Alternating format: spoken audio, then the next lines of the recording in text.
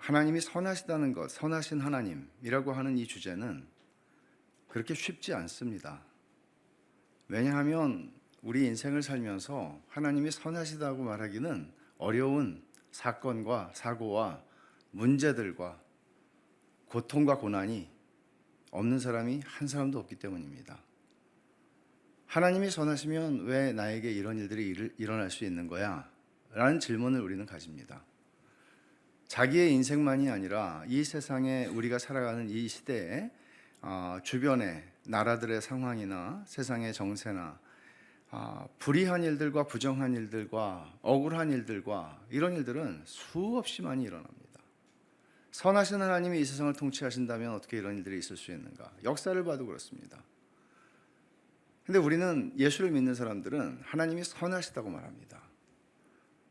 근데 그 선하시다고 말하고 노래하고 찬송을 부르는 그 이면에 우리의 입술은 움직이고 있지만 정말 우리는 이것을 우리의 가슴 깊은 곳에서 터져 나오는 고백으로 정말 고백할 수 있는가 하는 질문을 던지지 않을 수가 없죠. 하나님이 전능하신가? 어쩌면 이것은 쉬운 문제입니다. 하나님이 전능하시다는 것을 우리 가운데 믿지 않는다면 우리는 이 자리에 있지도 않겠죠. 하나님이 우리보다 그저 조금 우월한 능력을 가지고 계시다면 우리가 이 자리까지 나올 필요가 없겠죠. 그러나 하나님이 선하신가 하는 질문은 조금 달라요. 지금 말씀드린 것처럼 살아보면 그렇게 하나님이 선하시다는 게 입술에서는 나올 수 있지만 가슴에서 나오기는 어렵다고요. 이런 문제들이 뭐 다 그런 거 아닌가? 그렇지 않아요. 다 그럴 수 없어요. 우리의 신앙이 세월을 30년 혹은 50년 교회 안에서 보내죠.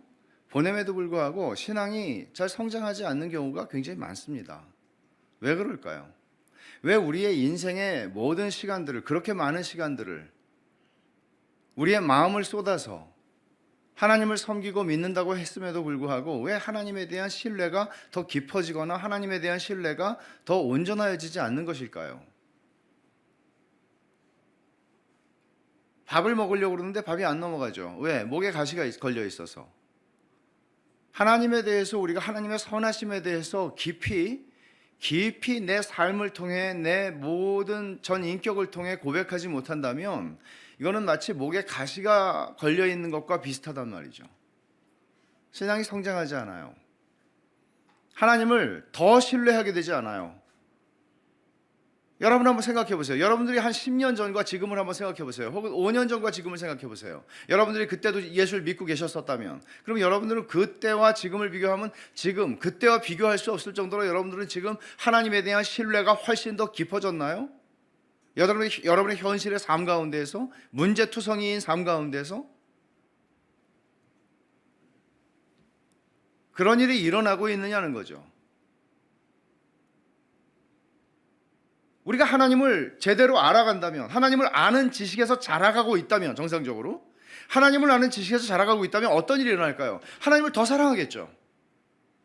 왜냐하면 사람을 아는 지식에서 우리가 자라가면, 결혼을 해서 살아보면 여러분 서로의 흠이 많이 보이고 우리는 사람은 신뢰할 대상이 아니거든요.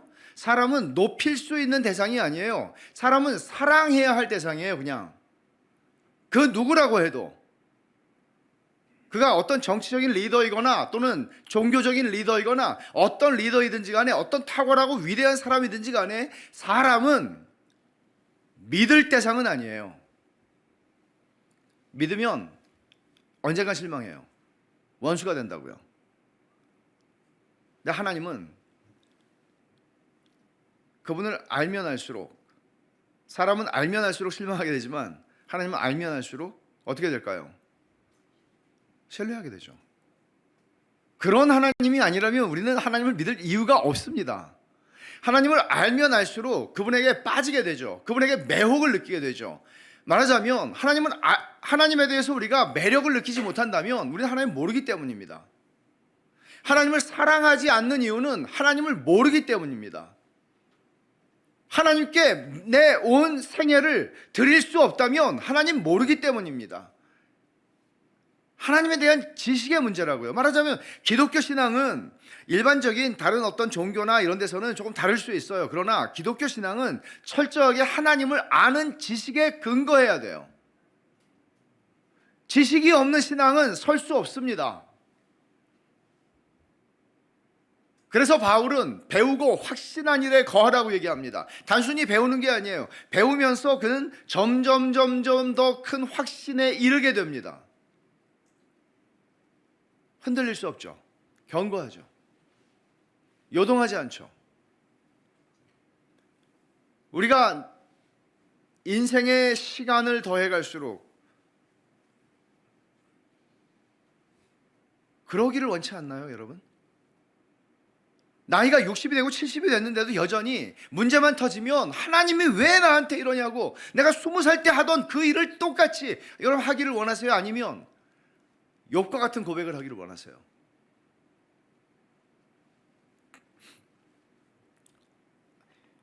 우리는 성경이 말하고 있는 하나님에 대해서, 성경이 말하고 있는 기독교에 대해서, 성경이 말하고 있는 복음에 대해서 얼마나 정확하게 알고 있으며 예수가원교회 성도들이 가지고 있는 하나님을 아는 지식과 복음을 아는 지식에서 우리는 얼마나 싱크로율이 높은가, 이건 굉장히 중요한 문제죠. 왜냐하면 바울은 에베소서 4장에서 이렇게 말하거든요. 하나님의 아들을 믿는 것과 아는 일에서 하나가 되는 것이 교회다. 복음에 대해서 한마디로 한번 써보세요. 그러면 우리는 거의 비슷해야 된다고요. 거의. 조사까지 비슷할 수는 없겠죠. 그러나 거의 비슷해야 되잖아요. 한 말씀을 듣고 한 말씀 아래서 우리들은 주를 섬기고 있으니까, 한 말씀을 통해서, 한 말씀은 뭐예요? 성경이에요. 성경. 목사들은 수없이 많지만 하나님은 성경을 통하여, 성경밖에 하나님이 주신 게 없어요. 하나님의 자기소개서예요. 여러분, 무슨 다른 책들 누가 하는 말을 듣고 하나님을 믿을 수 없죠. 성경을 통해서 하나님을 믿는 거죠. 어떤 목사든지 간에 성경에 근거해서 말을 해야 되는 거죠. 그렇다면 그리스도인들은 동일한 하나님을 아는 지식에서 자라가지 않을 길이 있겠습니까? 그러나 그런 일이 일어나고 있지 않다는 건 놀라운 얘기죠. 교회의 힘은 하나님을 아는 지식에서 하나가 되는 것입니다. 진리 안에서 하나가 되는 것입니다. 그게 교회가 가지는 힘입니다. 그럼 오늘날 교회는, 여러분과 제가 다 알다시피 이 시대의 교회는, 한국 교회는 지난 십수년 동안 신천지에게 농락을 당하지 않았습니까? 왜 이런 일이 일어납니까? 무식하니까요. 교회를 50년을 다녔어도 아는 게 없으니까요. 우리가 무엇을 믿는지, 기독교는 무엇을 믿는 것인지. 여러분, 직장 생활을 한다고 한번 생각해 보세요. 직장을 한 5년 다녔다고 해봅시다. 그러면 자기가 다니고 있는 직장에 사명선언문이 뭔지, 직장이 무엇을 추구하고 있는지, 어떤 가치를 가지고 있는지, 우리 직장이 일하는 방식은 무엇인지 5년을 다녔으면 그 정도는 빠삭하지 않겠습니까? 근데 놀랍게도 교회는 50년을 다녀도 우리가 뭘 믿는지 모른다는 사실이죠. 기이한 일이죠. 정말 놀라워요. 그냥 믿어요. 기독교가 무엇인가 하는 문제를 한번 생각을 해보십시오. 너무나 많은 사람들이, 교회 밖에 있는 사람들이 기독교를 오해하는 것은 당연하죠. 근데 교회 안에 있는 사람들, 교회라는 울타리 안에 있는 사람들이 기독교를 오해한다는 것은 심각한 문제입니다. 이런 예를 들어서 이렇게 말할 수 있어요. 기독교는 의무 목록이야, 이렇게 생각하는 사람이 있을 수 있습니다. 하라는 게 너무 많고 하지 말라는 게 너무 많아요. 얼마나 동일하십니까? 여러분, 많은 사람들이 기독교의 울타리 근처에서 서성이는 많은 사람들은 들어갈까 말까. 못 들어가는 이유 가운데 하나는 뭔가 하면 너무 하라는 게 많아, 너무 하지 말라는 게 많아, 이런 생각들을 하는 사람들이 있다는 거죠. 근데 왜 이런 인식들이 있을까요? 왜냐하면 교회 안에 있는 사람들이 하나도 부럽지 않기 때문입니다. 하나도 안 행복해 보이는 거예요. 불쌍해 보이는 거죠. 긍휼히 여김을 받는 것이죠, 우리가. 인생을 저렇게 살지, 불쌍하게. 헬리스 코갈이라고 하는 청교도 목사는 20대 젊은 나이에 하나님의 부르심을 받아서 세상을 마감했는데, 이 사람이 한 친구에게 복음을 전하기 위해서 기독교를 설명한 책이 있습니다. 인간의 영혼 안에 있는 하나님의 생명이라고 하는 책인데, 그렇게 분량이 많지 않은 책이에요. 근데 이 책 안에서 그는 굉장히 재미있는 예화를 들고 있는데, 부부가 별로 사랑하지 않아요. 아니, 별로 사랑하지 않는 게 하나도 사랑하지 않아요. 가능하죠. 하나도 사랑하지 않는데 이혼은 성경에서 하나님이 이혼 싫어한다 그랬잖아요. 그건 또 알아요. 그래서 이혼하지 않아요. 이혼하지 않고 사는데 그냥 살아요. 한 지붕 안에서. 너무나 많은 그리스도인들이 신앙생활을 이렇게 하고 있다. 하나님을 별로 사랑하지 않아요. 하나님을 별로 좋아하지도 않아요. 그리고 하나님에게 더 이상 감전되듯이 내 마음이 끌리지 않아요. 감정이 없어요. 근데 떠날 수는 없어요. 왜? 지옥 갈까 봐.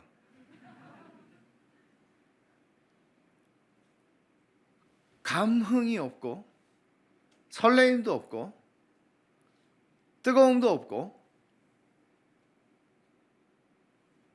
정서는 메말라 있고, 그렇게 신앙생활을 한다는 거죠. 여러분, 정상적이지 않다는 거 우리가 다 알죠. 그러나 얼마나 많은 사람들이 이런 식의 상태로 신앙생활을 하고 있는가. 17세기 영국 사람들, 21세기 한국 사람들은요, 21세기 한국 교회는요, 저는 크게 다르지 않다고 봅니다. 또 어떤 사람들은 의무라고 이해를 하게 되면은, 그러니까 의무라고 이해를 하면은 거기에 어떤 정서적인 그런 개입이 가능하겠습니까? 그리고 또 하나는 기독교를 어떤 하나님을 감동시켜야 된다는 어떤 그 종교적인 부담감을 가지고 기독교를 접근하는 사람들이 있다는 거죠. 예를 들어서 내가 이렇게 열심히 하나님 앞에 봉사하고 열심히 헌금하고 이렇게 해서 뭔가 하나님을 감동시키면 하나님께서 나에게 뭔가 축복을, 아주 스페셜한 축복을 나에게 주실 것이라는 생각을 하는 거예요. 이건 모든 종교에 있는 종교심이에요. 그러나 기독교는 이거 기독교 아니에요. 이렇게 믿는 건 기독교가 아니에요, 여러분. 옛날에 무당들 그 굿할 때 보면 정성이 모자란다 그렇게 하잖아요. 옛날에 굿하는 게 아니고, 제가 옛날에 봤죠, 어렸을 때 시장에서. 근데 지금도 굿은 하겠죠. 시장에서는 안 할 거예요, 요즘에는. 근데 굿을 하면 무당들이 하는 얘기는 정성이 모자란다는 거예요. 정성이 모자란다는 얘기는 너네가 지금 1,000만 원짜리 굿을 해가지고 신을 감동시키겠어? 네가 원하는 게 뭐야? 사업 잘 되기를 원하는 거지, 대박 나기를 원하는 거지. 근데 1,000만 원 가지고는, 1,000만 원짜리 굿으로는 신이 감동을 안 해. 정성이 모자란다는 의미예요. 1,500만 원 하든가 2,000만 원 하든가 올리라는 거죠. 신이 감동할 때까지. 그래야 신이 감동을 해서 너한테 복을 줄 거 아니냐는 거예요. 이건 기독교가 아닙니다. 내가 헌금을 어느 날 굉장히 많이 했어요. 뭔가 특별한 기대가 있어서 하나님한테 내가 이렇게 하면 하나님이 굉장히 인상적으로 받으시겠지. 예수가 온 교회에서 이렇게 큰 헌금이 개인에게서 나온 적이 없는데 하나님이 0이 2개가 더 붙었네. 누구야 이거? 그런 식으로 생각할 수 있다는 거죠. 근데 의식적으로 이렇게 유치하게 생각은 안 하죠, 우리가. 그렇지만 우리의 그 무의식 속에는 이런 식의 섬김이 있을 수 있어요. 이거 기독교 아닙니다, 여러분. 제가 두 사람 예를 얼른 들게요. 첫째는 2000년의 교회 역사에서 가장 탁월한 천재였던 한 사람, 아우구스티누스예요. 5세기의 신학자였습니다. 북아프리카 사람입니다. 아마 이 사람 흑인이었을 가능성이 크겠죠. 서양 사람들은 백인이라고 생각하고 싶겠지만 흑인입니다. 북아프리카 사람인데 알제리예요. 지금으로 보면 알제리예요, 이 사람의 고향은. 근데 이제 카르타고로 유학을 가죠. 17살에 어머니 모니카는 아들의 회심을 위해서 기도합니다. 근데 이 사람은 너무나 천재적인 사람이어서 카르타고에 가서 공부를 열심히 하는데, 공부를 아무리 열심히 해도 이 뇌가 남아도는 사람이에요. 이해 못하시죠? 당연히 저도 이해를 못합니다. 근데 그래서 뭐 신비주의 종교에 빠지기도 하고요. 뭐 온갖 자기가 알고 싶은 것도 많고 알고 싶은 걸 다 알아도 그래도 뇌가 남아요. 그래서 17살 머리에 피도 안 말랐는데 이 아구스티누스가 한 여자를 데리고 같이 살면서 아기도 낳습니다. 그러니까 자기가, 솔로몬은 아니지만 자기가 해보고 싶은 걸 다 해볼 수 있는 사람이었어요. 근데 한 가지 찝찝한 게 있었죠. 엄마가 자기가 기독교인이 되기를 기도하고 있다는 거예요. 근데 자기 생각에는 기독교인이 되면 아까 제가 말씀드린 것처럼 인생의 이런 이걸 재미를 못 보고 사는 기독교인들이 항상 불쌍했거든요. 이 재미를, 이렇게 재미있는 세상을 이걸 다 버려야 된다는 생각을 하니까 기독교에 들어갈 수가 없는 거예요. 그러나 그는 들어가길 원치 않았지만 하나님께서 그가 30살쯤 됐을 때 하나님이 그를 잡으셨습니다. 그리고 그는 그리스도인이 됩니다. 그거는 이 사람이 만난 게 아니라 하나님이 그를 잡으신 겁니다. 그리고 그리스도인이 돼서 나중에 그는 고백록이라고 하는 책을 쓰는데 이런 말을 써요. 잠깐 인용을 할게요. 한때 잃어버리게 될까봐 그렇게도 두려워했던 헛된 기쁨들이 한꺼번에 제거되었을 때 정말 너무나 상쾌했습니다. 제게서 그것들을 몰아내신 당신은 진정 최상의 기쁨입니다. 그 전에 자기가 즐거워하고 이 잃어버릴까봐 하나님 앞에 못 갔던 그 모든 즐거움들을 하나님이 한 번에 싹 몰아내 주셨는데 상쾌했대요. 왜 그런가 하면 하나님은 최상의 기쁨이니까, 그딴 것들을 생각나지도 않게 할 만큼 최상의 기쁨이니까 이렇게 고백했어요. 이 사람 5세기 사람이에요. 우리 21세기 살고 있죠. 우리가 믿는 하나님하고 그 사람이 믿는 하나님하고 전부 다 성경의 그 하나님, 동일하신 하나님이에요. 그럼 여러분들은 아우구스티누스가 느꼈던, 경험했던, 고백했던 그런 하나님을 아십니까? 여러 가지 표현이 있을 수 있죠. 하나님에 대해서, 우리가 어떤 사람에 대해서, 내가 사랑하는 사람에 대해서도 여러 가지로 은유적, 직유적 표현들을 할 수 있습니다. 그런데 여러분들이 하나님에 대해서 하나님은 정말 최상의 기쁨이세요, 이렇게 고백할 수 있는가? 이렇게 느끼고 있는가? 하나님을 그런 방식으로 알고 있는가? 그렇지 않다면 아우구스티누스는 어떤 점에서 그 하나님을 그런 방식으로 느끼고 알았고 경험했을까? 어떤 면에서 이런 거죠. 다윗이, 주제 성경 구절이 시편 34편인데 8절이에요. 다윗이 너희는 여호와의 선하심을 맛보아할지어다, 꽤 알려져 있는 구절이죠. 근데 이 구절을 다윗이 언제 이 말을 했는가 하면 그 34편은 다윗이 사울에게 쫓기고 있을 때 아둘람굴이라고 하는 곳에 들어갔을 때 쓴 시예요. 근데 이 정황을 조금 우리가 살펴보면 다윗은 지금 쫓기다 도망갈 데가 없으니까, 유대 땅에선 숨을 곳이 없으니까 블레셋으로, 원수잖아요, 블레셋으로 도망갔어요. 근데 정체가 탄로난 거죠. 정체가 탄로나자 다윗은 굉장히 굴욕스럽게도 미친 사람인 척하면서 풀려납니다. 침을 질질 흘리고 대문짝에다가 이상한 글자를 쓰고 여러분 얼마나 굴욕스러운 일입니까? 목숨 건지자고. 그리고는 블레셋에서 다시 유다 땅으로 돌아오죠. 유다 땅에서 숨을 곳이 없어서 이제 아돌람 굴이라고 하는 꽤나 큰 굴이었던 모양입니다. 숨습니다. 근데 문제는 뭔가 하면 고향 사람들이, 아버지하고 친척들하고 형제들하고 이 빚진 자, 원통한 자, 이런 사람들이 다 한 400명이 다윗에게 몰려온 겁니다. 다윗은 나 혼자도 도망 다니기가 피곤한데 이 사람들이 나름 다윗을 의지하려고 다 온 거예요. 얼마나 황당합니까? 잠이 오겠습니까?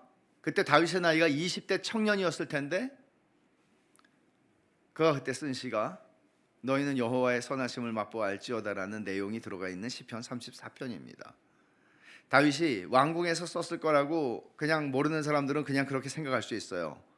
너무나 좋잖아요. 왕궁에서 한가해서 할 게 없어서 전쟁도 다 했고, 그냥 나 이제는 그림이나 그려볼까, 시나 써볼까, 노래나 만들어볼까, 그러고 있다가 만든 시다. 그렇지 않습니다.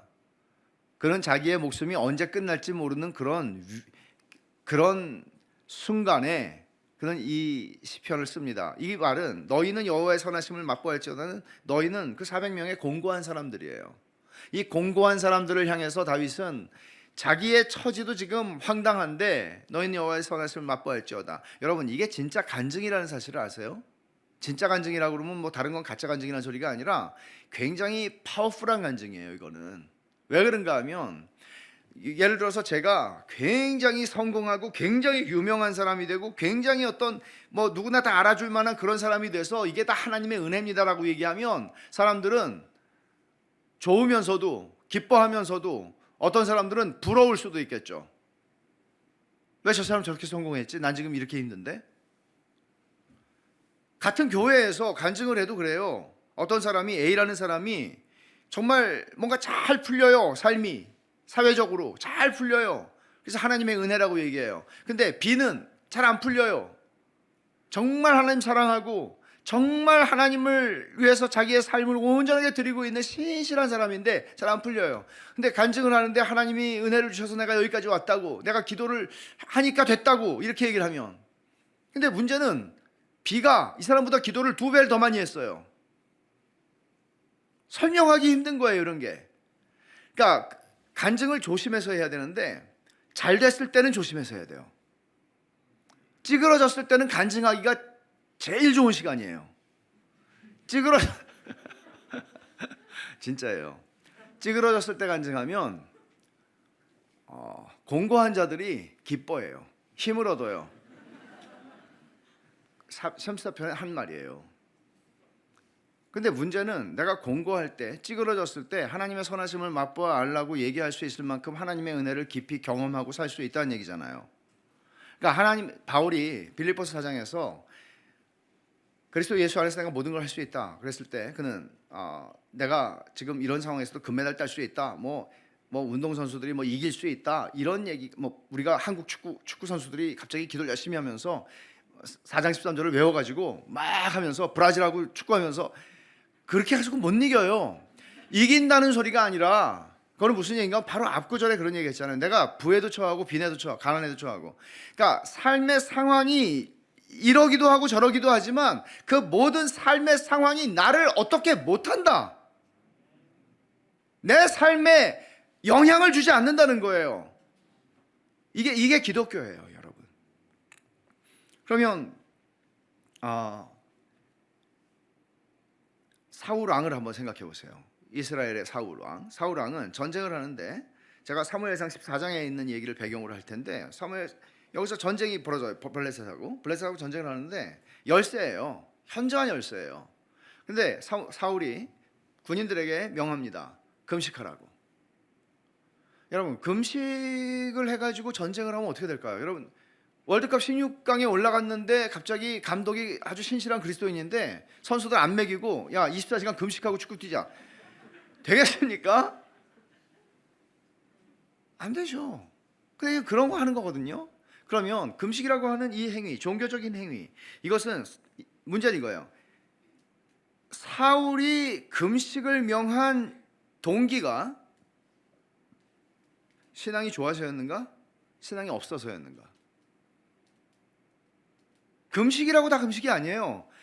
금식이 믿음으로 하는 금식이 있고 믿음이 없어서 하는 금식이 있어요. 사울의 금식은 믿음이 없어서 하는 금식이에요. 왜? 승산이 없거든요. 자신이 없거든요. 다윗이 골리앗하고 싸울 때 한번 보세요. 다윗이 뭐라고 그래요? 이 전쟁은 하나님에게 속한 것이다, 여호와께 속한 것이다. 다윗에게는 이런 확신이 있었어요. 그래서 다윗은 금식을 안 해요. 왜 이렇게 좋아하세요? 금식하신 분들이 계시군요. 예를 들어서 뭐 예를 안 들게요. 다윗이 금식할 필요가 없었죠. 근데 믿음으로 하는 금식이 있지만 사울의 금식은 믿음으로 하는 금식은 아니었습니다. 믿음이 없어서 하는 금식이에요. 확신이 없었기 때문에 하는 금식이에요. 그러니까 자식 이기는 부모 있어? 이런 식으로 땡깡 놓는 금식이라고요. 내가 금식까지 하는데, 이 백성들이, 군인들이 다 금식까지 하는데 하나님께서 어떻게 하시겠어? 우리를 도와주셔야지. 도와주기 싫다가도 도와주셔야지. 이런 식의 생각이 있었단 말이에요. 그러니까 말하자면 하나님에 대한 전폭적인 신뢰가 없었던 거예요, 이 사람에게는. 그러니까 여러분, 우리가 신앙의 영역에서 이런 일들이 굉장히 많이 일어난다는 사실이죠. 그냥 하는 거예요. 근데 금식을 왜 해야 될까요? 하나님에 대한 깊은 신뢰 때문에 해야 되죠. 그렇죠?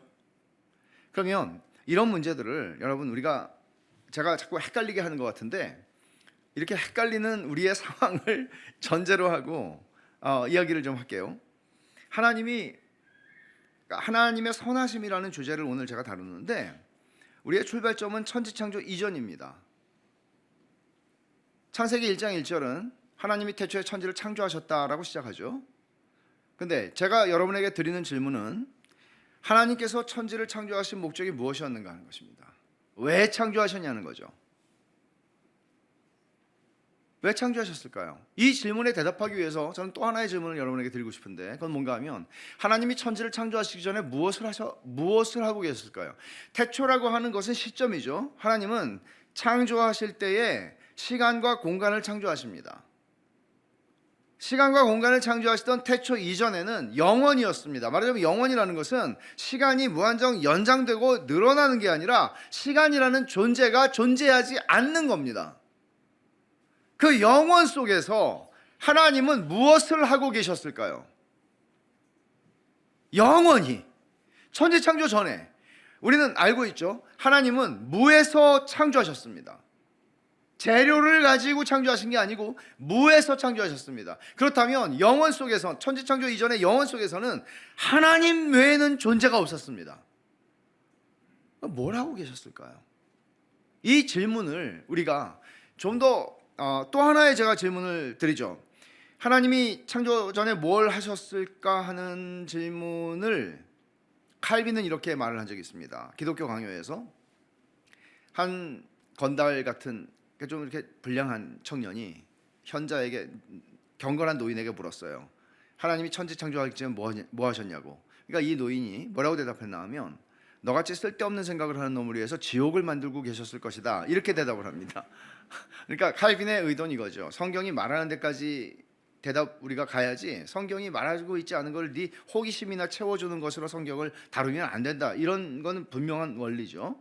그러나 놀랍게도 한 200여 년이 지나서 뉴 잉글랜드, 당시에 미국이 독립하기 전에 지금 보스턴 지역에서 목회를 하고 있던 조나단 에드워즈라고 하는 사람이, 목사가 이 주제를 가지고 설교를 시작을 했고, 이 주제로 책을 내게 됩니다.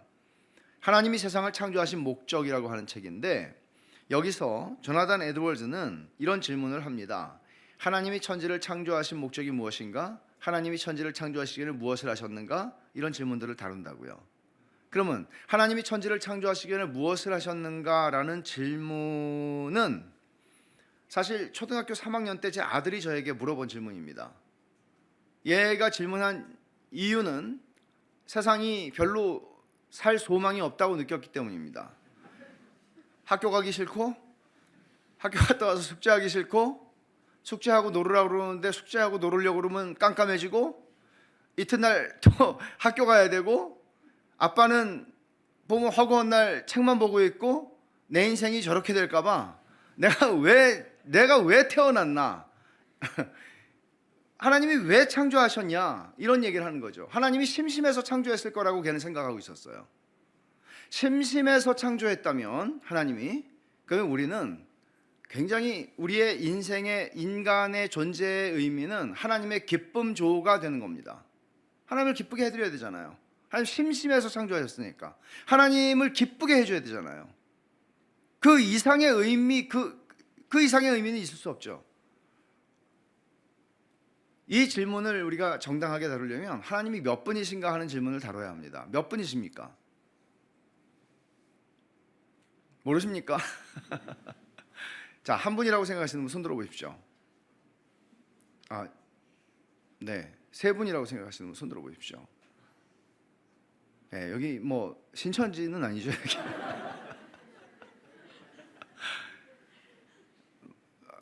왜 손을 못 드시는가 하면, 여러분이 한 분이라고 그러면 제가 셋이라고 그럴 거고, 셋이라고 그러면 한 분.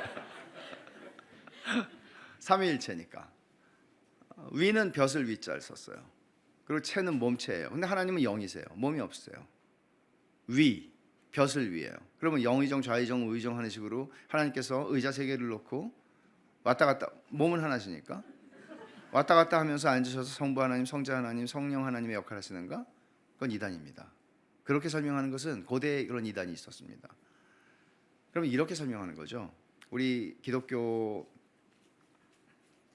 특히 장로교회에 그 표준 문서라고 하는 것 가운데 400여 년 전에 나온 영국에서 웨스트민스터 신앙고백과 딸린 여러 문서들이 있는데, 웨스트민스터 신앙고백에서는 이렇게 말하거든요. 하나님은 세 분으로 계신다. 그 영어로는 There'll be three persons, 그렇게 썼어요. 하나님은 세 분으로, 어제나 오늘이나 영원토록 세 분들로 계신, three persons. 세 분으로 계시다. 근데 이 person이라는 말은 좀 복잡한 신학적인 용어이긴 한데 이 말을 위라고 위격이라고 번역을 한 거예요.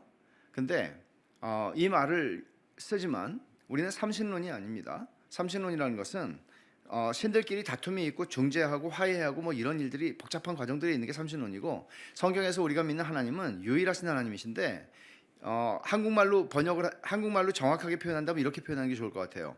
우리는 세 분 한 하나님을 믿는다예요. 왜 그렇게 되나 하면 무한을 유한 속에 담을 수는 없죠. 이게 철학적인 명제지만 여러분 태평양 물을 컵에다가 담을 수 있습니까? 담을 수 없죠. 그보다 더한 얘기죠. 하나님을 인간의 유한한 언어와 사고와 개념 속에 하나님을 완벽하게 담을 수 있다면 그분은 하나님이 아닙니다. 우리가 완전하게 하나님을 알았고 완전하게 하나님을 설명할 수 있고 완전하게 하나님을 내 손 안에 넣을 수 있다면 그분은 하나님이 아니거나 우리가 하나님이거나 둘 중에 하나입니다. 3이라는 숫자도 1이라는 숫자도 인간이 만들어낸 개념이죠. 그렇다면 우리가 삼위 하나님, 성경이 그렇게 설명하고 있는 것을 이런 방식으로 제한적이나마 표현을 하는 것입니다. 그러면 하나님은 성부와 성자와 성령으로 계시는데 세 위격이라고 번역하든지 세 분이라고 번역하든지 이분들은 신성과 능력과 영원성에 있어서 완전히 동일하십니다. 하나가 되십니다. 그래서 우리는 한 하나님을 믿는다고 얘기합니다. 그러나 성부 하나님이 성자 하나님이 아니시고 성자 하나님이 성령 하나님은 아니시며, 왜요? 성부 하나님이 세상을 이처럼 사랑하사 독생자를 주셨으니 성부 하나님께서 독생자이신 예수 그리스도 성자 하나님을 보내신 것이죠. 그리고 예수님께서는 내가 가면 또 다른 보혜사를 너에게 보내리니 라고 말씀하실 때 예수님도 보혜사예요. 근데 또 다른 보혜사를 보내겠다고 말씀하세요. 그러면 그게 성령님 말씀하신 거잖아요. 예수님이 승천하셔서 옷을 갈아입고 성령 강림 날에 오신 게 아니라 성령님을 보내신 것입니다. 성부, 성자, 성령님은 구별되시는 위격이라고 말할 수 있습니다. 구별되시는 분입니다. 그렇다면 제가 이렇게 공들여서 기본적인 거 설명한 이유는 뭔가 하면 하나님은 심심하지 않으셨다는 거예요. 우리는 하나님이 심심하셨을 것이라는 막연한 생각을 하지만 심심하지 않으셨습니다. 심심하실 수가 없습니다. 하나님은 공동체로 계시기 때문입니다. 요즘에 신학자들은 그런 표현도 씁니다. 하나님은 공동체로 계시듯이 하나님은 천지를 창조하시고 사람을 만드실 때 사람을 공동체로 지으셨다. 남자와 여자로요. 그리고 생육하고 번성하라고 하셨습니다. 굉장히 중요한 얘기입니다. 그럼 하나님께서 뭘 하고 계셨을까요? 여러분 요한복음 17장에 예수님은 바로 금요일 아침에 새벽에, 그러니까 금요일 깜깜한 밤중에 붙잡히시죠. 그 직전에 하셨던 기도가 요한복음 17장에 나와요. 한번 여러분 보세요. 요한복음 17장 1절을 보시면 이 요한복음 17장은 예수님의 대제사장 기도라고 보통 말을 하는데, 이 대제사장 기도라고 알려져 있는 것은 예수님께서 이제 십자가를 지시고 아론의 후손인 제사장들이 이루었던 그 제사를 완전히 종결하시는, 완성하시는, 당신 자신을 희생 제물로 드리실 뿐만 아니라 예수님 자신이 대제사장으로서 그 제사를 끝내시는 그 일을 하시기 전에 대제사장다운 기도를 하십니다. 그게 17장이에요. 1절을 보시면 예수께서 이 말씀을 하시고 눈을 들어 하늘을 우러러 이르시되 아버지여, 아들이 아버지께 기도합니다. 성자께서 성부 하나님께 기도합니다. 아버지여, 때가 이르렀사오니, 십자가를 질 때를 얘기합니다. 아들을 영화롭게 하사 아들로 아버지를 영화롭게 하게 하옵소서. 아들과 아버지의 관계에 대한 실마리가 여기 하나가 나옵니다. 아들과 아버지는 서로를 영화롭게 하시는 분이시다. 5절을 한번 읽어보십시오. 아버지여, 창세전에 내가 아버지와 함께 가졌던 영화로서 지금도 아버지와 함께 나를 영화롭게 하옵소서. 여러분 이 말을 요한이 이 주님의 이 기도를 들었어요. 들었을 때 저는 적어도, 물론 베드로와 요한과 야고보가 예수님이 기도하시는 자리에서 멀리 떨어지지 않은 자리에 있었습니다. 예수님이 같이 기도하자고 했습니다. 그들이 졸았죠. 그러나 이 기도를 어느 정도 들었기 때문에 성령께서 기억하게 하시고 이것을 쓰게 하셨을 텐데, 예수님이 이 기도를 하실 때 저는 적어도 이 얘기를 들었을 때는 요한의 머리칼이 섰을 거라고 봅니다. 아니, 머리칼이 서는 정도가 아니라 심장이 멎을 뻔했을 겁니다. 왜냐하면 예수님께서 아버지, 창세전에, 우리는 창세전이란 말이 굉장히 익숙한 말일 수 있어요. 성경 교회 오래 다닌 사람들은. 근데 창세전이란 말은 이런 말이에요. 아버지요, 우리가 세상을 창조하던 그때 그 전의 말입니다. 이렇게 말씀하시는 거예요. 그렇다면 이 말은 예수님이 요한과 12제자와 함께 갈릴리를 3년 동안 그 예루살렘 거리와 유대 거리와 갈릴리를 그렇게 3년 동안 다니셨는데, 요한은 가장 예수님 옆에서 스킨십을 많이 했던 제자였어요. 그런데 요한이 들을 때 그들은 주는 그리스도시요 살아계신 하나님의 아들입니다라는 고백까지 했지만, 지금 이 말을 들을 때 자기들이 고백은 했지만 그 고백의 진정한 의미는 충분히 몰랐습니다.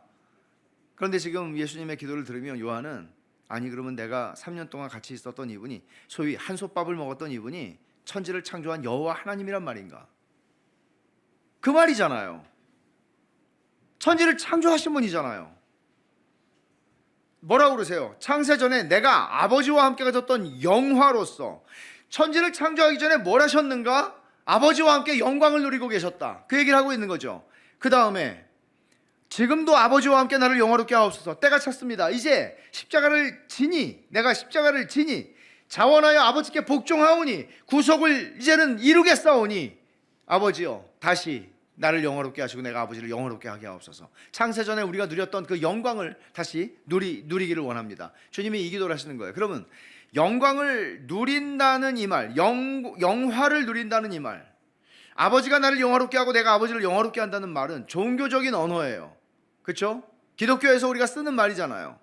이 말은 어떤 의미입니까? 예를 들어서 제가 여기에 계시는 형제님하고 서로 영광을 돌리고 영광을 받는다고 한다면, 여러분들은 이게 감이 오세요? 이게 무슨 뜻인지 아시겠어요? 서로 막 높여준다는 뜻입니까? 아닙니다. 아닙니다. 잠언 8장을 한번 보십시오. 잠언 8장의 이 잠언 8장은 결국 이 예수님의 기도의 의미를 이해할 수 있도록 해주는 장인데, 잠언 8장에서는 지혜가 주어가 되어서 말을 합니다. 인격으로서 말을 해요. 인격화돼서 의인화된 거죠. 그래서 나라고 할 때 이게 지혜예요. 근데 신학자들은 그렇게 얘기하죠. 성경학자들은 그가 바로 성자 하나님이신 예수 그리스도다. 그러면 그 말을 그대로 받아서 읽습니다. 30절, 잠언 8장 30절. 내가 누구예요? 지혜예요. 예수 그리스도예요. 내가 그 곁에 있어서, 누구 곁일까요? 창조자가 되어 날마다 그의 기뻐하신 바가 되었으며 항상 그 앞에서 즐거워하였으며, 사람이 거처할 땅에서 즐거워하며 인자들을 기뻐하였다. 천지를 창조하고 너무 기쁘신 거예요. 흡족하신 거예요. 보시기에 좋았던 거예요. 근데 우리가 주목할 것은 30절이에요. 내가 그 곁에 있어서, 그가 누구죠? 성부 하나님이에요. 성부 하나님 곁에서 창조자가 되어 무엇을 하고 계셨다고요? 날마다 성부 하나님의 기뻐하시는 바가 되었고 항상 성부 하나님 앞에서 내가 즐거워하였다. 이 말은 영광을 돌리고 영광을 받았다는 말을 설명하는 가장 정확한 의미입니다.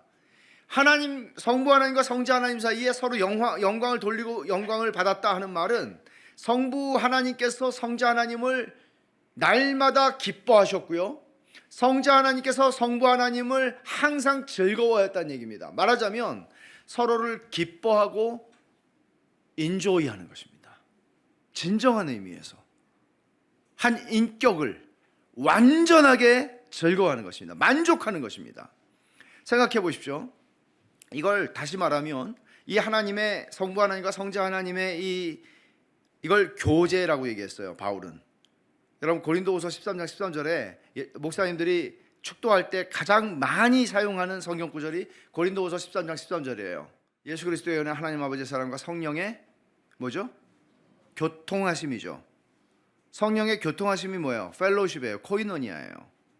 성령의 교제가 너희 무리와 함께 있을지어다. 무슨 뜻인지 아세요? 성부 하나님과 성자 하나님이 누리셨던 그 완벽한 교제가, 완벽하게 서로가 서로를 기뻐했던 교제가 너희 무리와 어디에? 교회에. 엄청난, 더 이상 축복할 수 없는 최고의 축복이에요. 이게 교회예요. 바울은 문제 많은 고린도 교회를 향해서 그렇게 축복했어요. 하나님께서 그래서 신학자들은 이렇게 얘기하죠. 이걸 하나님의 교제가 있었다. 그 교제는 완벽했다. 부족함이 없었다. 그리고 그 교제는 한없는 기쁨을, 한없는 만족을 최고라고 말할 수가 없죠. 왜냐하면 무한하게 계속해서 점점 증가하는 행복이니까. 그것을 계속해서 만들어냈다. 인간 안에서는 이런 게 경험될 수 없죠. 인간은 적당히 즐거워하고 권태를 느끼죠. 실망하죠. 익숙해지죠. 그러나 하나님은 그 안에서 날마다 항상 영원토록 즐거워하시는 교제 속에서 완벽한 기쁨이 거기서 흘러나오고 있었습니다. 이것이 조나단 에드워즈가 설명하는 천지창조의 동기입니다. 하나님은 이 기쁨을 다른 어떤 존재에게 부어주시기를 원하셨어요. 선하신 하나님이시니까. 그래서 하나님의 형상으로 사람을 창조하세요. 하나님의 형상으로 사람을 창조했다는 것은 하나님이 가지는 도덕적인 성품을 우리가 지녔다는 것 이상이에요. 하나님과 우리는 커뮤니케이션, 소통할 수 있는 존재로 창조하신 거예요. 하나님이 어떤 동물과도 쌍방 소통을 하지 않으세요. 예를 들어 당나귀에게 너 말해라, 발람한테 좀 뭐라고 좀 해봐. 그러면 당나귀는 말을 합니다. 야 물고기, 너 이름도 없어요. 걔네들은 물고기, 너 큰놈 요나를 한번 삼켜봐. 그럼 걔네들은 말을 듣습니다. 근데 사람은 소통이 되잖아요.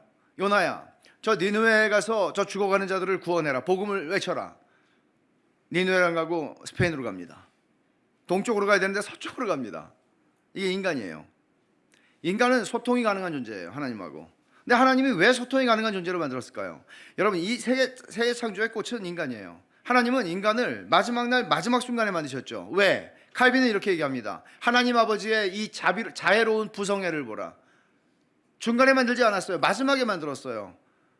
완벽한 세상을, 아담과 하와가 존재할 수 있는, 그들의 입에서 어떤 불평도, 어떤 필요도, 어떤 부족함도, 결핍도 느낄 수 없을 만큼 완벽한 것을 그들에게 만들어 주셨어요. 이게 하나님 보시기에 좋았더라, 보시기에 좋았더라, 보시기에 좋았더라, 그러시잖아요. 창세기 1장과 2장을 여러분들이 깊게 읽으신다면 하나님이 어떤 의도와 어떤 마음으로 사람을 창조하셨는가를 볼 수 있어요. 게다가 하나님께서 그들이 살게 만든 동산의 이름을 지어주시는데 그 동산의 이름이 무엇이었습니까? 에덴입니다. 무슨 뜻이죠?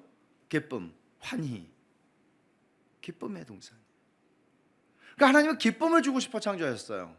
그러면 이 기쁨을 그들에게 주었을 때, 이게 동기라고 말했죠. 제가 동기, 하나님이 천지를 창조한 동기예요. 그렇다면 하나님이 천지를 창조한 동기대로 아담과 하와는 에덴 동산에, 보세요, 아담을 창조하시고 창세기 2장은 설명을 해요. 왜 하와를 창조하셨는지.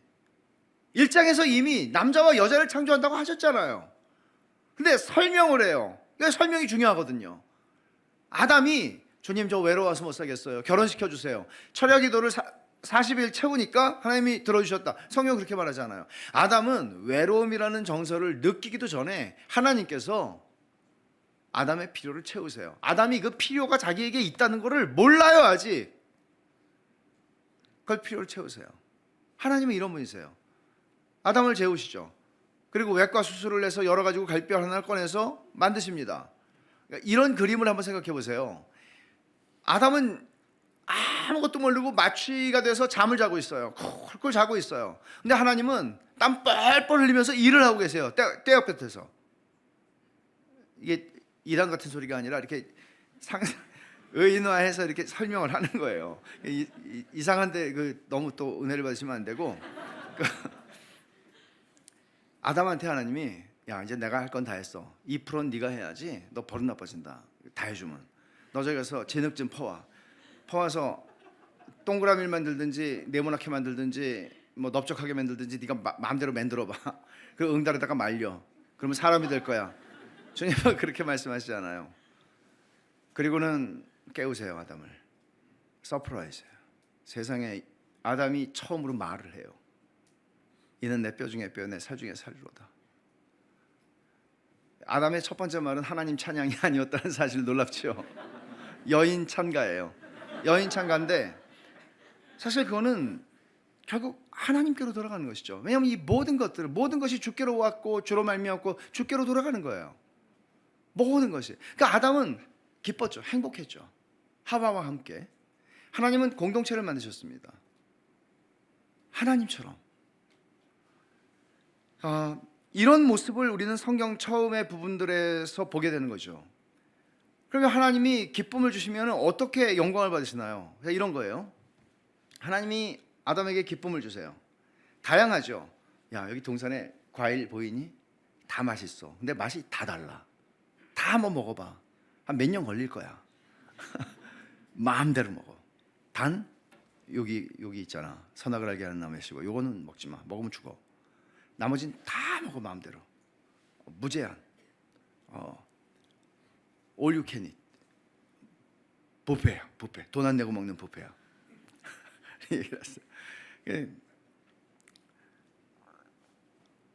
아담과 하와는 예수님이 마태복음 6장에 말씀하신 것처럼 염려해 무엇을 먹을까 무엇을 마실까 염려할 필요가 없었습니다. 그들은 염려하지 말라는 말이 무슨 염려라는 개념을 몰랐습니다. 여호와는 나의 목자시니 내가 부족함이 없습니다라고 다윗이 고백했지만 이 고백은 그들에게는 너무나 당연한 것이었습니다.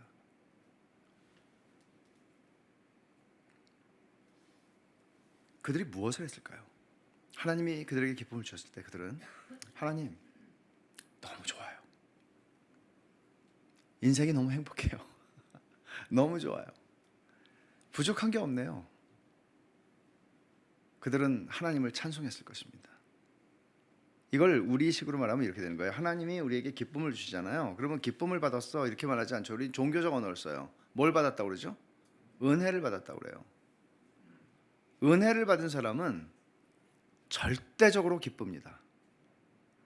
물론 눈물도 흘리고 콧물도 쏟을 수 있지만 절대적으로 기쁩니다. 은혜 받은 사람이 만약에 슬프잖아요. 그건 가짜 은혜입니다.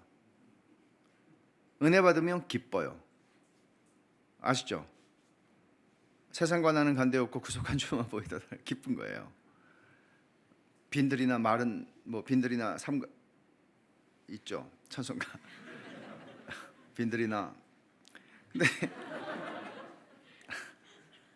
생각이 몇 년 전부터 안 나더라고요. 이렇게 은혜를 받으면 가슴 속에서 하나님을 찬송하고 싶어요. 감사하고 싶어요. 노래가 나와요. 시편은 그런 노래들이에요. 물론 탄식 시편들도 있지만 그런 노래들이에요. 그러니까 하나님 그걸 우리는 예배한다고 그래요. 그러니까 예배를 영어로 월십이라고 그러잖아요. 월십이라는 말은 월디라고 하는 말에서 왔다고 그러죠. 월디라는 말은 그 가치를 인정하다, 합당하게 여기다 이런 그러니까 가치 하나님이 이런 분이셔. 하나님 같은 분은 안 계셔. 이런 거거든요. 그럼 여러분 우리의 예배가 언제나 그런 방식이어야 한다는 사실이잖아요. 예배의 본질이잖아요, 그게. 하나님이 최고예요. 하나님 같은 분은 없어요. 저는 하나님이 제일 좋아요. 하나님을 위해서 살겠어요. 저는 사나 죽으나 주님의 것이에요. 이걸 하는 거잖아요, 예배는. 단체로. 그죠? 그러니까 공예배라는 건 어마어마한 거예요, 사실. 그러면 하나님 뭘 받으시죠? 영광을 받으세요. 이게 천지를 창조한 목적이에요. 아시겠어요? 천지를 창조한 동기가 뭐라고요? 기쁨이요. 기쁨. 그 기쁨을 주시고 싶었어요. 왜냐하면 기쁨이 계속 흘러넘치니까. 어디서? 삼위 하나님의 삼위 하나님의 교제 속에서 그 기쁨을 주시는 거예요. 그 기쁨이 아담과 하와 가운데 들어가요. 아담과 하와 속에서 또 그 기쁨 막 흘러넘치는 거예요. 기쁨과 슬픔의 차이가 뭔지 아세요? 슬픔은 삼키는 성격이 있어요. 너무 슬픈 거 삼키지 막 선전하고 말하고 자랑하고 그러질 않아요. 슬픔은 삼켜요. 진짜 슬픈 건 삼켜요. 기쁨은 말하고 싶어 죽죠. 누군가에게 말하고 싶어서 견딜 수가 없죠. 말하면 더 기뻐요. 말하면 더 기뻐져요. 하나님은 이렇게 기쁨을 당신의 창조의 동기로 사용하셨고 그렇게 해서 영광을 받으세요. 영광을 받는 게 목적이에요. 그렇다면 여러분, 웨스트민스터 소요리 문답이라고 하는, 아까 제가 웨스트민스터 신앙 고백을 얘기했는데, 웨스트민스터 소요리 문답은 웨스트민스터 신앙 고백의 그 기독교 신앙의 내용을 어린아이들과 초보자들에게 가르치기 위해서 만든 그 성경 공부 교재예요. 옛날에 400년 전에 문답 형식으로 돼 있어요. 일문이 이거죠. 장로교인들은 사실 이런 것들을 다 배워야 되는 거죠. 장로교인이 아닌 데서도 배우고 있거든요. 심지어 인간의 최고의 목적은 무엇인가? 첫 번째 질문입니다. 이걸 어린아이들에게 가르쳤답니다. 너희가 왜 살아야 되는지 아니? 인생에서 성공한다는 게 뭔지 알아? 돈 많이 버는 게 성공 아니야. 네가 왜 살아야 되는지 아니? 엄마가 왜 사는지 알아? 아빠가 왜 사는지 알아? 삶의 목적이 뭔지 알아? 하나님을 영화롭게 하고 그분을 영원토록 즐거워하는 것이다. 하나님을 영화롭게 하고, 들어봤죠 아까? 아버지와 아들을 영화롭게 하사 아들로 아버지를 영화롭게 하게 하옵소서. 아버지, 성부 하나님과 성자 하나님이 가시던 그 관계 속으로 우리가 들어가는 거라고요. 아버지를 영화롭게 한다. 하나님을 영화롭게 하는 거라고요. 근데 뒤에 붙은 말이 놀랍죠. 하나님을 영화롭게 하고, 그리고 그러니까 하나님을 영화롭게 하고 and 접속사를 붙이고, 그 다음에 to enjoy him, 하나님을 즐거워한다고. 우리가 enjoy 하는데 하나님을 쓰나요? 당신은 뭘 enjoy 하세요? 저는 낚시요, 저는 골프요, 저는 영화요. 그것만 보면 시간 가는 줄 몰라요. 웨스트민스터 신학자들은 하나님을 인조이하는 대상이라고 얘기해요. 그것도 30대 때 혹은 40대 때 잠깐이 아니라 영원히 하나님을 인조이하는 것이라고.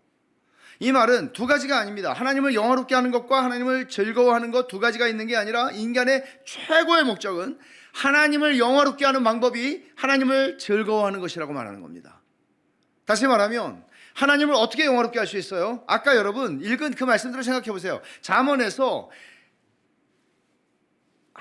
성부 하나님께서 성자 하나님을 날마다 기뻐하셨고요, 성자 하나님은 성부 하나님을 항상 즐거워하셨어요. 이게 영화롭게 하는 관계라고 그랬죠. 그럼 하나님 우리가 어떻게 영화롭게 해요? 하나님을 즐거워함으로써.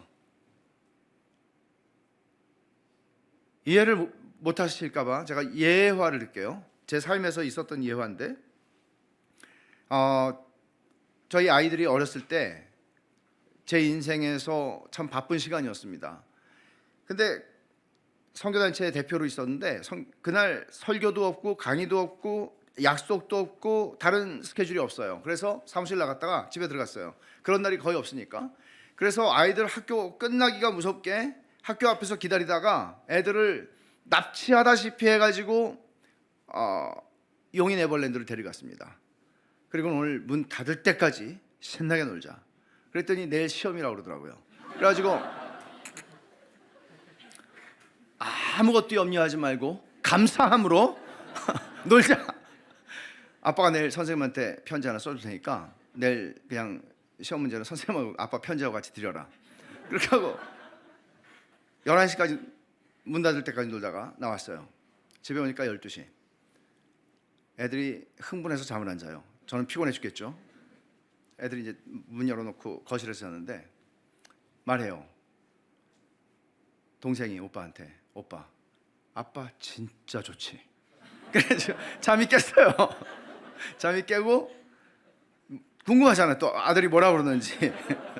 그래서 야, 우리 아빠 같은 아빠가 아무리 봐도 없다. 뭐 이렇게 하면서 둘이 막 계속 왔다 갔다 하면서 얘기를 하더라고요. 잠 깼어요. 잠 깼을 뿐만 아니라 제 평생에 인간을 통해서 이렇게 영광을 받은 적이 없어요. 저는 물론 걔네들이 그때 한 번 그랬는데 그리고 깨달은 게 있어요. 우리가 하나님을 이렇게 좋아하면 하나님은 엄청나게 영광을 받으시는구나. 이런 방식으로 우리가 하나님을 좋아하면. 근데 이걸 좀 종교적인 영역으로 이렇게 가지고 와 보면 이런 거죠. 걔네들은 사실상 예배를 하고 있었던 거죠. 그게 예배예요. 근데 예배만 있었던 게 아니에요. 교제를 하고 있었어요. 아빠 좋지? 난 모르겠는데? 그게 아니고요. 아빠 좋지? 야, 진짜 좋아. 너 어떻게 알았어? 서로 막 얘기하는 거예요. 전도도 해요. 학교 가가지고 아빠 자랑해요. 그래서 제가 핍박을 했죠. 박해를 했죠. 야, 너네 이렇게 하면 학교에서 사회생활 힘들어. 너희들 왕따 당해. 근데 그 박해를 무릅쓰고 두려워하지 않고 계속 전도. 왜요? 좋으니까. 전도는 등 떠밀려서 하는 게 아니죠. 좋으니까요. 예배도 성도님 지난주에 무슨 일이 있으셨나 봐요. 안 보였는데 저는 자존심이 상해서 목회를 하면서 안 나오는 성도에, 주일날 안 나오는 성도에게 전화 안 합니다. 자기 손해지. 안 그래요? 그걸 전화해가지고, 그건 예배가 아니에요, 여러분. 그러니까 우리는 너무 우리의 신앙생활이 익숙해져 버린 거죠. 여러분, 제가 오늘 드리는 말씀이 왜 이런 이야기를 하는지 여러분 한번 생각해 보십시오. 우리의 신앙생활을 한번 돌아본다면 우리는 본질은 뭔가 하면 내가 어떤 의무, 나에게 교회에서 나에게 주어진 의무들을 내가 얼마나 성실하고 열심히 해나간다는 것 이상의 이야기가 있는 거예요. 여기에는 내가 하나님을 정말 즐거워하고 있는가. 이 말은 우리가 노래 부르는 노랫말들 가운데 찬양에 하나님 사랑합니다 뭐 이런 표현들이 많잖아요. 또 전 되게 종교적이라고 생각해요. 정말 제가 묻고 싶은 건 이런 거죠. 하나님이 정말 좋은가? 좋은가? 저는 잊지 못할 한 장면이 있습니다. 옛날에 그 충무로 쪽에서 제가 어느 교회 설교하러 갔다가 시간이 너무 남아서 교회 들어가기가 좀 그래서 어디 다방에 잠깐 들어갔는데 젊은 남녀가 옆 테이블에 한 30분 정도 제가 있었는데 말을 안 해요. 근데 서로가 너무 행복해요. 쳐다보면서 계속 웃고 막 이 눈빛으로. 그래서 저는 이 어떤 청각 장애를 가진 그 두 젊은 남녀가 이렇게 교제를 하면서 너무 아름답다. 이제 그렇게 이제 생각을 했죠. 근데 제가 이제 시간이 돼가지고 일어나는데 말을 하더라고요. 그러니까 이 친구들은 제가 볼 때는 말이 필요 없는 거죠. 그 앞에 있는 것만, 이게 저는 잠언 8장 30절이 생각이 난다니까요. 너무 기뻐하고 너무 행복하고 너무 즐거워해요. 서로가 서로를, 한 인격을 만족스럽게 바라보는 거예요. 난 네가 있어서 너무 행복해. 두 말이 필요 없어. 이런 모습이에요. 우리가 하나님을 그런 방식으로 생각하는가? 우리가 믿는 하나님을 인격적으로 우리는 그렇게 하나님을 만나고 있는가? 저는 여러분들에게 단순히 기도를 열심히 하세요. 하루에 한 30분이라도, 아니 30분이 아니고 5분이라도 꼭 기도를 하셔야 됩니다. 성경 읽으셔야 됩니다. 이런 얘기를 하는 게 아닙니다. 여러분, 성경을 많이 읽을 수 있고 기도도 2시간 3시간 할 수 있습니다. 그러나 그렇게 하면서도 얼마든지 하나님을 즐거워하지 않을 수 있거든요. 그거는 바리새인들과 서기관들이 보여줬던 위선의 길로 가는 것이잖아요. 종교인입니다. 종교인. 우리를 종교인과 구별시켜주는 것은, 기독교인을, 그것은 뭔가 하면 하나님을 즐거워하는 것입니다.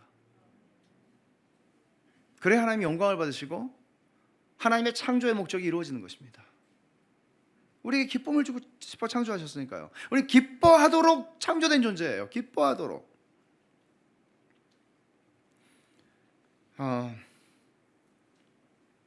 의무와 기쁨의 차이를, 여러분, 의무는 나쁜 건 아니에요. 그러나 의무와 기쁨의 차이를 한번 생각해 보십시오.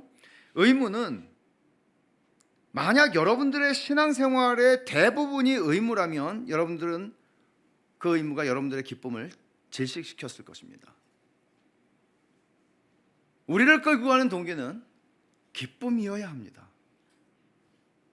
어떤 기쁨이요? 하나님을 즐거워하는 기쁨이요.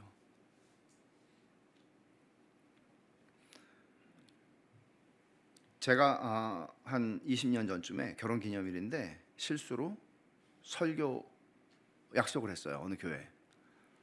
그때 제가 길동 살았는데 일산이에요. 교회가. 망한 거죠. 그래서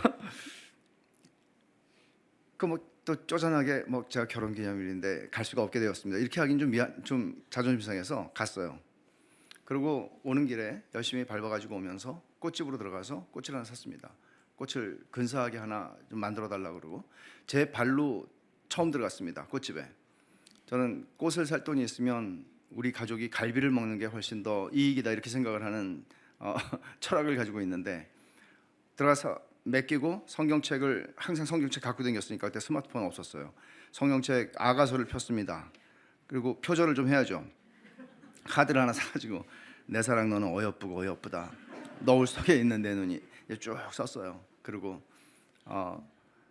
들어갔죠. 집으로 들어갔는데 이런 생각했어요. 아내가 분명히 놀랄 거다. 이 꽃을 사갔으니까 생전 처음. 그리고 물어볼 거다. 웬일이냐고. 그러면 이렇게 대답하려고 제가 생각했죠. 여보, 당신에게 꽃을 바칠 수 있는 거는 내 생애 최고의 영광이야. 이렇게 이제 대사를 생각하고 갔는데 물어보질 않았습니다. 너무 놀래가지고 관중이 많거든요. 집에 처제들이 많아요. 처제들이 다 와 있었는데 방으로 혼자 가지고 들어가서 한 10분 있다 나왔어요. 여러분, 제가 이렇게 대답을 했으면 제가 찌그러지는 건 아니죠. 이렇게 대답을 했으면 제 아내는 영광을 받았겠죠. 그렇죠? 제가 진짜 인조이하는 거니까, 제 아내를 정말 좋아하는 거니까. 그리고 제 기쁨도 더 커졌을 겁니다. 여러분들이 성경을 많이 읽고 기도를 많이 하고 교회 봉사를 열심히 하고 뭐 하는 것들을 하나님이 보시고 어느 날 말씀하시기를, 야, 참 너 대단하다. 어떻게 그렇게 열심히 하니?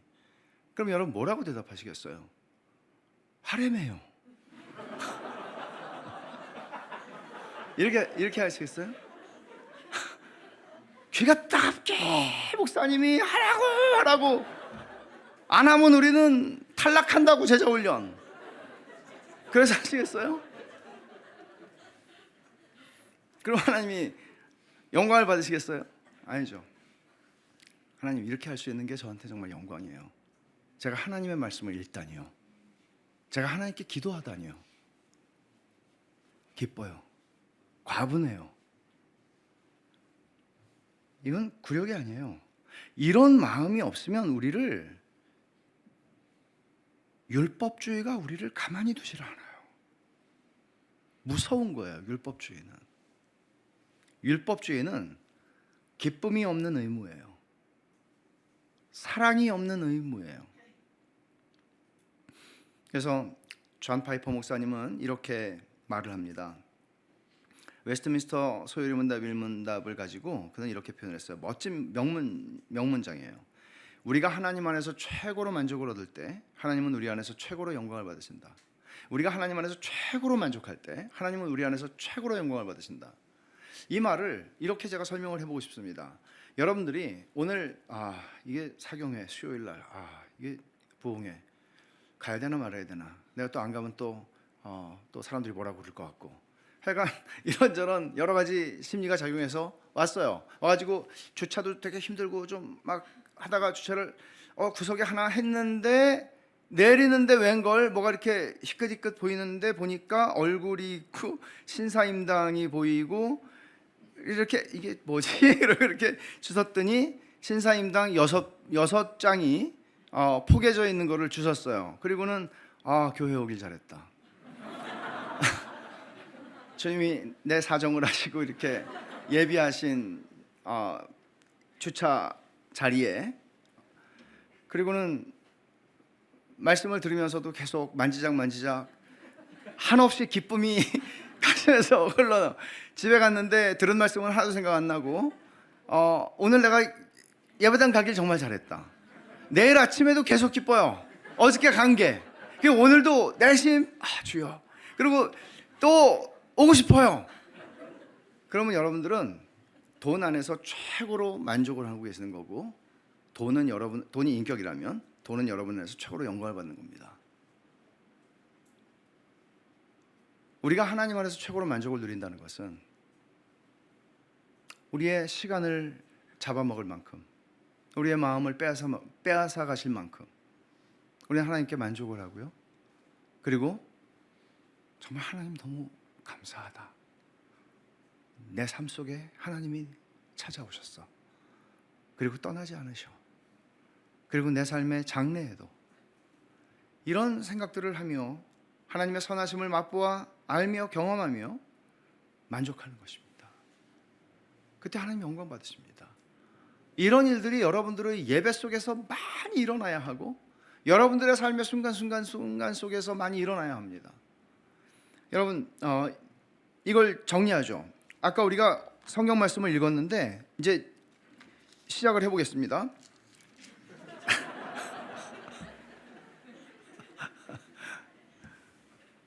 이게 이게 이제 결론으로 읽은 거예요. 걱정하지 마세요. 이제 10분만 제가 설명하고 끝낼게요. 이 말씀은 예레미야 선지자가 새 언약을 예언하면서, 새 언약은 뭔가 하면 예수님이 오셔서 우리 마음을 거듭나게 하시겠다는 거예요. 그러니까 옛날에 옛 언약은 돌 위에다가 하나님이 글씨를 써주셨잖아요. 근데 기적같이 하나님이 써준 글씨를 보고서도 사람들은 지키질 못해요, 그 말씀을. 그러니까 하나님께서 새 언약을 주실 건데 너네 마음에다가 써주시겠다고. 이 말은 뭔가 하면 거듭나게 하시면 우리 마음으로 나 하나님 뜻대로 살고 싶은 마음이 막 우리 속에서 생기게 만들어 주시겠다는 얘기죠. 거듭나는 마음이에요. 거듭난 마음이에요. 이 맥락에서 하나님이 주시는 약속인데 39절 보세요. 여기 39, 40, 41절에는 복이라는 단어가 많이 나오는데 이 복이라는 단어의 의미는 뭔가 하면 히브리 말로는 하나님이 선하시다라고 할 때 토브라고 하는 단어인데, 하나님이 선하시다 또는 하나님이 보시기에 좋았더라, 굿이라고 하는 단어잖아요. 영어로 굿. 그건 선하다, 좋다 다 되잖아요. 그런 뜻이에요. 그러니까 하나님의 성품이 선하신데 그 성품의 선하심을 너희들에게 베풀어 주겠다는 게 복이에요. 복의 의미예요. 그럼 자, 이 말을 한번, 그런 의미를 여러분 염두에 두시고 읽어보겠습니다. 내가 그들에게 한 마음과 한 길을 주어 자기들과 자기 후손의 복을 위해 항상 나를 경외하게 하고. 한 마음이 됐던 적이 있나요? 없어요. 교회에 대한 예언이에요. 교회 거듭난 사람들 안에는 성령이 내주하시고 성령이 계시기 때문에 너와 나는 인생에 살아온 삶의 자취와 배경과 현재의 삶의 자리가 모두 다 차이가 나지만 너와 나는 one heart, 한 마음이고 하나의 목적을 가지고 있어.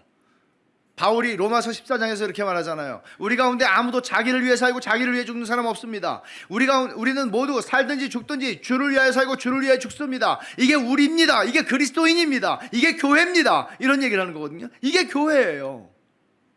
여러분이 만약에 아니요, 저는 저를 위해 사는데요, 그럼 여러분들은 그리스도인이 아닙니다. 이렇게 고백을 하지만 우리는 자꾸 넘어집니다. 이렇게 고백을 하지만 우리는 자기를 위해 살 때가 너무 많습니다. 그러나 우린 돌이킵니다. 회개합니다. 그리고 다시 이렇게 살겠다고 말합니다. 이게 내 진짜 마음이라고 말합니다. 하나님께 난 하나님 위해 살고 싶다고. 이게 거듭난 사람들에게 주시는 한 마음이고 하나의 목적입니다. 이게 교회입니다. 그래서 교회는 엉성해 보이지만 엄청난 존재죠. 세상에 이렇게 마음이 하나가 될 수 있는 조직과 집단이 어디 있습니까? 조폭도 그거 안 됩니다. 교회만 됩니다.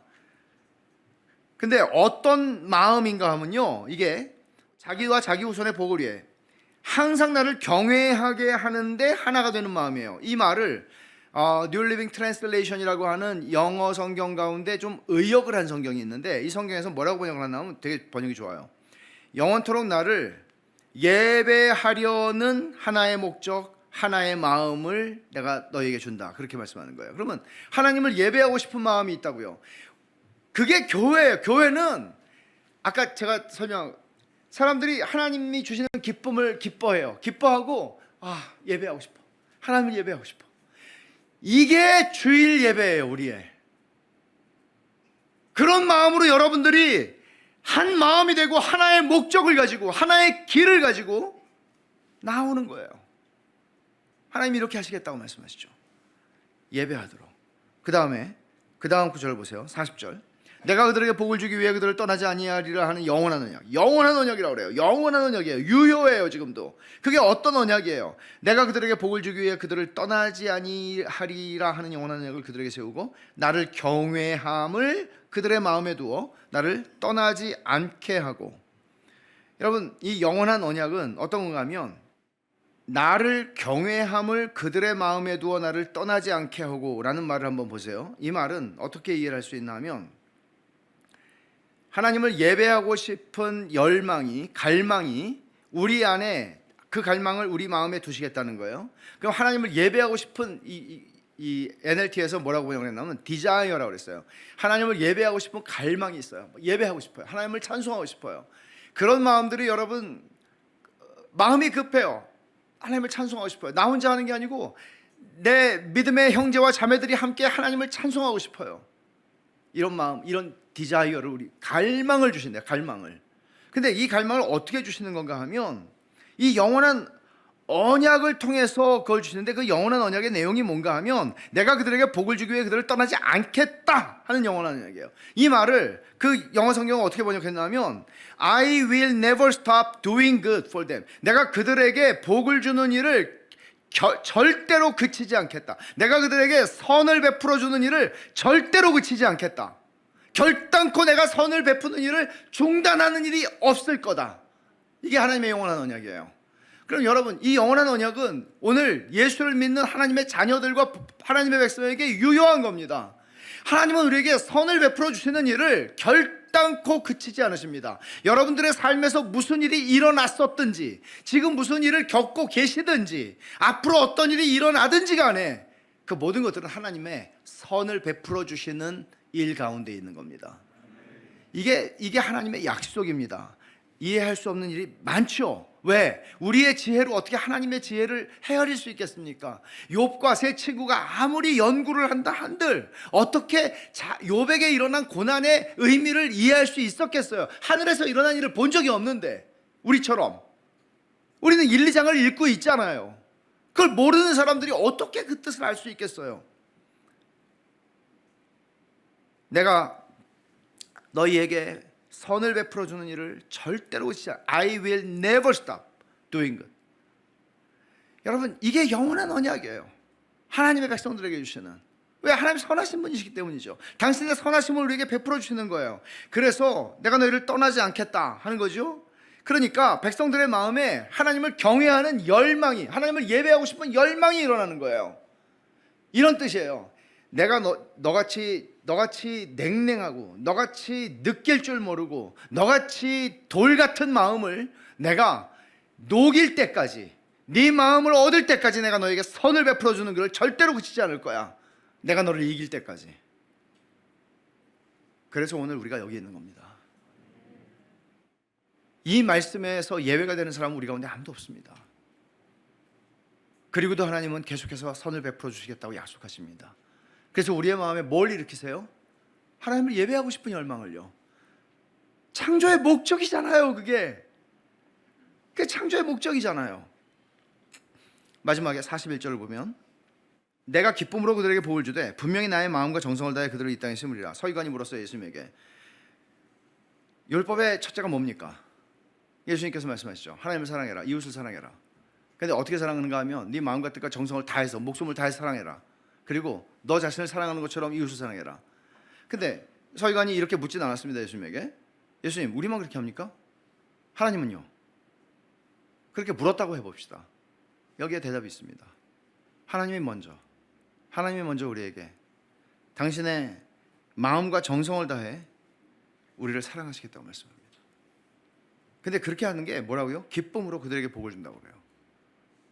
이게 되게 놀라운 얘기거든요. 생각해 보세요. 때로는 자식을 기르면서도 때로는 이 왼수를 내가 이걸 또 밥을 먹여줘야 되나? 내가 이걸 줘야 되나? 이럴 때가 여러분 저만 그래요? 있어요. 있는데 네가 내 자식만 아니면 내가 너를 이럴 때가 있어요.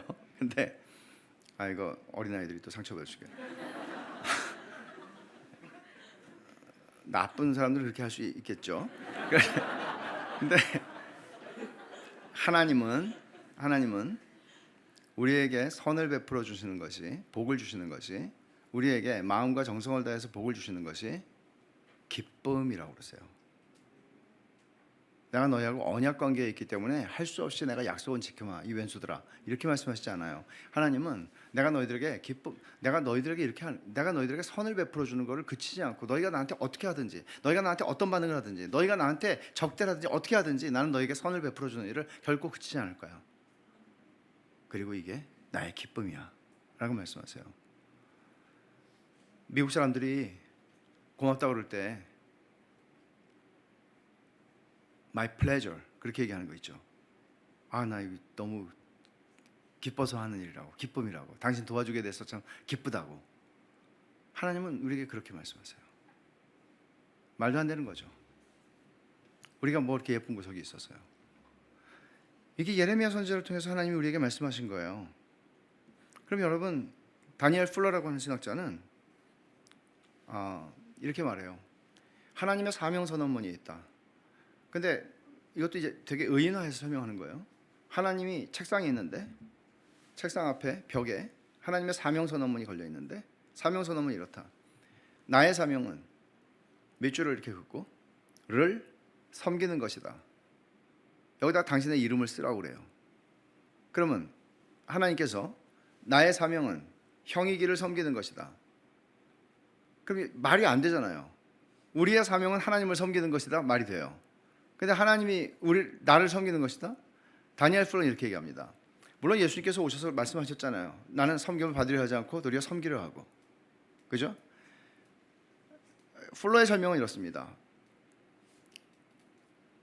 내가 이 세상에 태어나서 살아가는 모든 날 동안에, 아니 태초 이전부터 하나님이 나를 아셨고, 내가 이 땅에 사는 동안에도 내가 아침에 밤을 새든 아침에 일찍 일어나든 하나님은 그 전에 먼저 일어나셔서, 물론 주무시지 않으시죠. 사명선언문을 읽으시고 나의 하루를, 너의 하루를 계획하시고 조정하시고 선을 베풀어 주시겠다는 영원한 언약을 지키시기 위하여 그 일을 지금까지 하루도 빼지 않고 365일 60몇 년 하고 있다. 그게 우리의 인생을 설명하는 방식입니다. 이런 하나님은 없습니다. 그 하나님이 영원한 언약을 지키시기 위해서 세상을 이처럼 사랑하사 독생자를 보내신 것입니다. 우리는 홍해를 가르고